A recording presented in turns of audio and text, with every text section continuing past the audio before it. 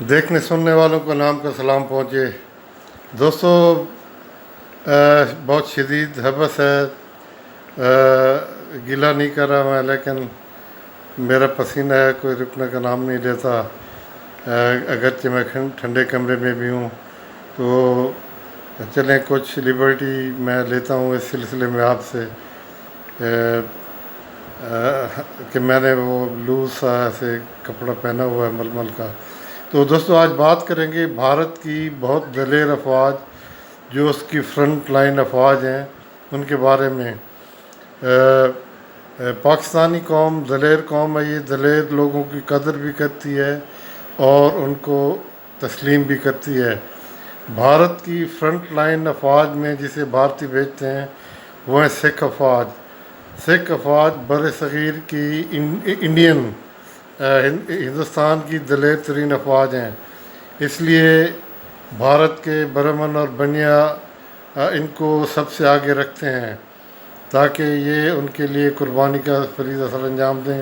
اس میں بلا شبہ سکھ بہت دلیر فوجی بھی ہیں، اور ان میں ایک خاصیت اور بھی ہے جو جس کا لوگ بہت ناجائز فائدہ اٹھاتے ہیں، خاص طور پر بھارتی فائدہ اٹھاتے ہیں، وہ ہے یہ سادہ دل لوگ ہیں۔ دلیر لوگ ہمیشہ سادہ دل بھولے ہوں گے۔ اس کے بعد بھارت کی فوج میں جو قربانی کا بکرا بنایا جاتا ہے وہ ہے نچلی ذات کے ہندو۔ یہ ہندو برائے نام ہوتے بیچارے دلت ہوتے ہیں، ان کو انہوں نے صرف قربانی کا بکرا بنانے کے لیے رکھا ہوا ہے۔ ان کی نہ تو ارتھی میں کوئی بینڈ باجے بجتے ہیں فوجی، نہ ان کو الوداعی کوئی سلوٹ دیا جاتا ہے، ان کے مرنے پر نہ تو کوئی غم ہوتا ہے بھارت میں۔ یہ اس کو بھارت میں بھارتی جو بنیا یا برہمن ہے وہ کچرا سمجھتے ہیں۔ سکھ افواج کے بعد نیپالی افواج ہیں، نیپال سے تعلق رکھنے والے گورکھے، یہ بھی بہت دلیر فوج ہے۔ انہوں نے سکھوں کی طرح بھارت کے لیے بے پناہ قربانی دی ہیں، اور یہ ان جگہوں پر بھیجے جاتے ہیں جہاں پہ اور فوجی ناکام ہو جائیں۔ تو یہ اصل میں نیپال سے تعلق رکھنے والے ہیں، تو یہ بھارتی فوج کے لیے ان کی بے پناہ خدمات ہیں۔ اب یہ کوئی لوگ سوال اٹھاتے ہیں کہ بھئی بھارت کے رہنے والے لوگ خود کیوں نہیں بھارت کے لیے لڑتے؟ تو بھارت کے جو رہنے والے ہیں، اصل مالک ہیں، وہ کیا کام کرتے ہیں؟ تو بھی ان کے لیے بھارت کے جو اصل حاکم ہیں وہ ہیں برہمن اور بنیے۔ ان کا کام صرف پیسے جمع کرنا ہے۔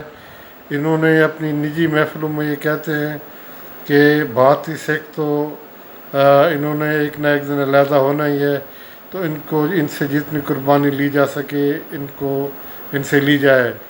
اور وہ کہتے ہیں کہ بھارتی سکھ جو ہیں یہ پھونک دینے پر ہی بڑے خوش ہو جاتے ہیں۔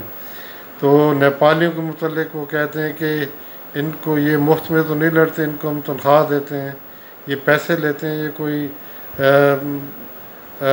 مفت میں بغیر پیسے کے تو نہیں لڑتے۔ تو یہ ہے نیپال اور سکھوں کا مقام بھارتیوں کے بارے میں، جو ان کے لیے بہت زیادہ قربانیاں دیتے ہیں۔ سکھوں کے متعلق سکھوں نے جتنی قربانیاں دی ہیں، کیا کوئی بتا سکتا ہے کہ ہندوستان کے رہنے والا وہ کون سا طبقہ ہے جس کے فوجیوں کو بھی، جس کے عوام کو بھی بے دردی سے بلو سٹار میں قتل کیا گیا؟ جواب آپ کے ذہن میں آ رہا ہو کہ سکھ، ہاں بالکل۔ اب سکھ اتنے بولے ہیں کہ بھارتیوں نے، برہمنوں نے، چاہے وہ بی جے پی میں ہوں یا وہ کانگریس میں ہوں، بھارتی برہمن اور بنیے، انہوں نے سب سے زیادہ قتل عام کس کا کیا؟ سکھوں کا۔ اور سکھوں کے دوست کون ہیں؟ پاکستانی۔ سکھوں کو میں کہوں گا کہ آپ بھلے بھارت میں رہیں، اپنے جو بھی ریفرینڈم ہے اس میں بھارت میں رہنے آپ، لیکن آپ کے دلوں میں ہمارے دلوں میں آپ کے لیے محبت رہے گی۔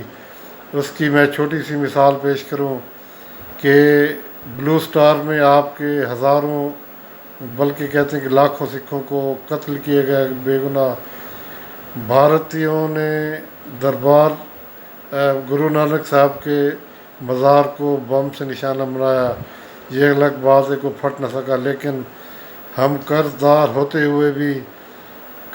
मुल्क होते हुए भी हमने बाबा गुरु नानक साहब के मज़ार को एक आलीशान मकाम बना दिया। यह का और हम न बनाते तो कोई ऐसी बात तो नहीं थी, लेकिन हमने मोहब्बत का सबूत दिया। अब भारतीय सिख भी ये जान रहे हैं कि उनके दोस्त कौन है, दुश्मन कौन। और नेपाली गोरखे दलेर आदमी होने के बावजूद वो भी भोले हैं। अब उनके जहन में ये भी आ रहा है कि भारत ने नेपाल के साथ क्या किया, उनकी मदरलैंड के मतलब उनके इलाकों पर कब्ज़ा किया। अब वो उनको अपना दुश्मन भी समझ रहे हैं। और नेपाली इस कुर्बानी के बावजूद भारतीय उनको अपना किराए का सिपाही समझते हैं। अब ये देखें कि इनकी ये नई डेवलपमेंट्स नेपालियों के लिए उनकी वतन की मोहब्बत रंग लाती है। अगर कभी मार्क हो तो नेपाली ज़रूर इसका इज़हार करेंगे, अभी वो खामोश हैं।